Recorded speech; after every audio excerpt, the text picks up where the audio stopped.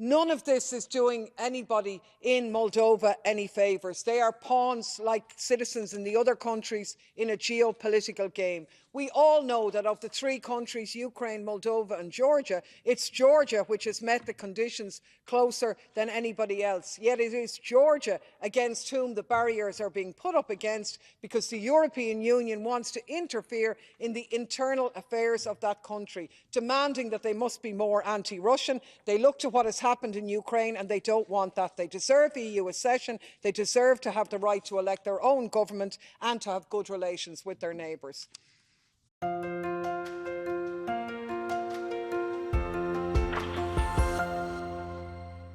Hello everybody, welcome to another episode of the Monthly Daily, this time for the month of October, where we follow the speeches and discussions of Clare Daly and Mick Wallace in the EU Parliament. Now, October was particularly busy, of course, because the war that erupted between Israel and Palestine and Israel's relentless bombing of the Gaza Strip and all the violence going on in the Middle East. But at the very beginning, there were a lot of talks in the EU Parliament right before the 7th of October when Hamas attacked. And then even afterwards, there were still discussions in the Parliament about other issues. I already made a video about the war in Gaza. Check that one out. It's going to be linked in the description. But here are some of the other topics. And as always, Clare Daly just has her unique style of pointing out all the hypocrisy of the EU. Grazie, Presidente. We're supposed to believe that the economic coercion is something that the bad guys do, and we need this law to defend ourselves. But of course, everybody knows that's a barefaced lie. We play the victim while engaging in exactly the same thing ourselves. Joseph Borrell told us in March that the EU should be, and I quote, an actor that is capable of wielding influence on what happens in the world using instruments of coercion, making others behave the way we want them to behave. But of course, that's just defensive. When we say enlargement is a geopolitical tool, when we bully and blackmail countries like Georgia to do as we say or what else, we're doing economic coercion. Some people here seem to have forgotten that the law was initiated to counteract US coercion against the EU. A few years on, with the EU companies still victim to US secondary sanctions, there's barely a mention of it in this document. Instead, it's all about bending the knee to the US, getting stuck into their tit-for-tat trade war against China. It's a nonsense and we want no part of it. They say that you reap what you sow. But the reality is, when Europe's elites sow catastrophe, it's the people who always reap it. A recent Ipsos survey revealed that a third of Europeans are currently in a precarious financial situation. That means they can't afford things like food, travel, clothes. It means they're living in poverty or teetering on the brink of it. Nearly half of Europeans say they can't afford to heat their homes, and 40% of parents have said they can't meet the needs of their children. 1 in 3 skip meals so that they can feed their kids. And almost everyone is scared. Everyone. Lives are being consumed by anxiety. 60% of Europeans are worried about an unexpected expense that could tip them over the edge. Now, big business was already savaging people's lives before Europe's powers decided that a permanent war is better than peace. But that decision has made things worse. The people of Europe are paying for this endless war through a cost of living crisis. What's the point in us wringing our hands if we don't join the dots? Thank you, President. I have to admit today's debate makes me deeply uncomfortable. We have an agreement in here not to try and influence the outcome of national elections by scheduling debates just before national electorates go to the polls.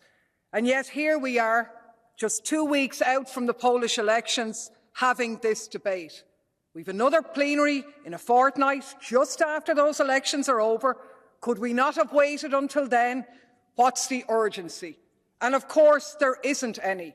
There's an investigation underway, and this could have waited until the 16th of October. Now, it should go out without saying that I'm no fan of the Polish government, or any other one for that matter, but these days you seem to have to explain everything. But I'm not a fan either of this Parliament being used to thumb the scales in a domestic election battle. To do that is an abuse of the Parliament's position, and if the right wing are the targets today, it will be the left tomorrow and the centre the day after that. Does the Polish government have questions to answer? For sure they do. On this and a hell of a lot of other things as well, to be honest. They should answer them. There should be an independent investigation. And as a Parliament, we can debate the outcome of that. But to everybody in here who's been clutching their pearls about all of this, I'd say, Europe's border regime is massively and murderously unjust and wrong. Money and power make borders dissolve, and governments from every big political group in here presides over visa and immigration regimes where money, power and whiteness gives you privileged access to the EU. So by all means, be critical of fraud and corruption in the sale of visas. But while you're at it, you might turn your attention to the really large-scale problems with Europe's borders, the ones that most of your governments support and enforce. Thanks, President. I'd like to make a point of order under Article 10 of the Rules of Procedures. During yesterday's opening session, a French ID MEP made false and defamatory statements about an event organised by myself and Mick Wallace and those who participated in it, thereby bringing the Parliament into disrepute. Let me be very clear. The speakers at our event, who were former detainees at Guantanamo, were never charged, not to mind convicted, of any terrorist activity. They were the victims of brutal torture and a violation of their rights, and they remain an outstanding example of the resilience of the human spirit.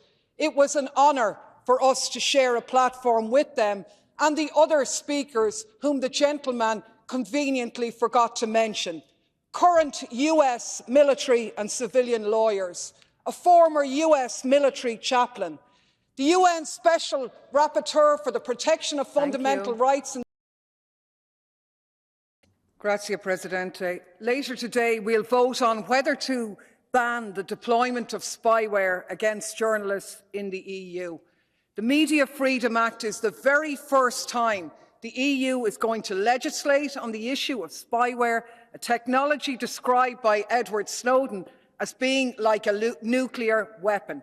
And it is. There are no circumstances where its deployment is in line with fundamental rights. It takes over your devices, spies on your every move, everyone you come into contact with. It can even send messages from those devices. It obliterates the very concept of privacy and undermines the right to a fair trial.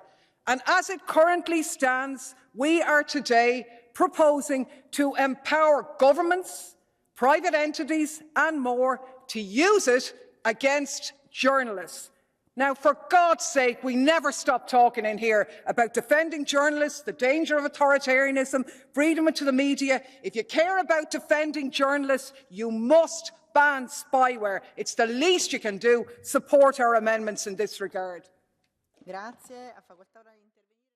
The Energy Charter Treaty really is a sort of a bizarre thing. It's a type of monument to a Robin Hood in reverse, where we rob from the public to line the pockets of big corporations. An international agreement which establishes a framework for fossil fuel companies to sue sovereign states for damaging their profits in pursuing climate action. I mean, how did it get to this situation? It really is capitalism unleashed. The Parliament has called for a coordinated EU-level withdrawal. If we don't leave as one EU bloc, we still have 20 years of insidious lawsuits from the biggest polluters in the planet because of the treaty's sunset clause. So we really do need leadership from the Commission to make this an absolute priority. But we also have to be consistent. I mean, if it's clearly ludicrous to have an investor-state suing mechanism in the Energy Treaty Charter, then it shouldn't be acceptable in the trade agreements that we're ramming through with the likes of Chile and Mexico that we're trying to conclude and ratify. We have to learn from our mistakes. Grazie, Presidente. Glyphosate is the most widely used herbicide in the world, an active ingredient in the weed killer Roundup. It kills all life it touches. Only the genetically modified Roundup-resistant seed survives.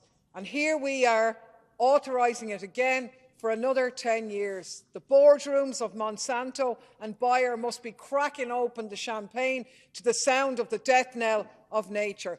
In Europe, we have a full-on emergency with the state of our soils. Up to 70% of them are degraded. And unless we seriously put our shoulder to the wheel, ban glyphosate and support sustainable practices, then we're selling out our farmers, the very ones you're all claiming to represent, because you cannot farm on dead soil. It's like throwing acid onto the soil and keep thinking you can farm on it for generations. This is a threat to our long-term food security, our farmers' livelihoods. It enslaves them to corporations' privatised seeds, not to mention the impact on our health. We will be co-tabling an objection to this reauthorisation.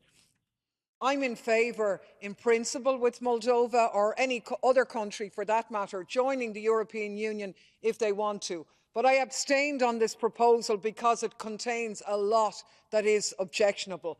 Demands for deregulation of the economy, banging on the geopolitical drum against Russia when Moldova has been traditionally neutral, expediting the timetable for access talks prematurely.